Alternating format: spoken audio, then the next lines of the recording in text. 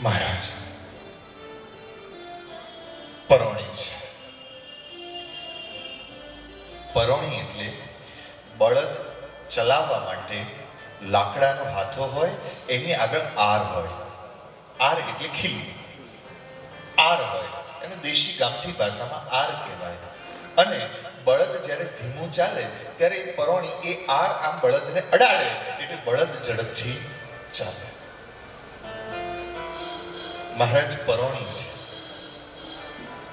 અને ભગવાન એ વખતે કહે છે, આડા ખાચર મને એ કહો, આ આરને તમે હાથાથી કાઢી નાખો અને એ આરને પાણીમાં નાખો તો તરે કે ડૂબે? શું થાય? શું થાય? ડૂબે.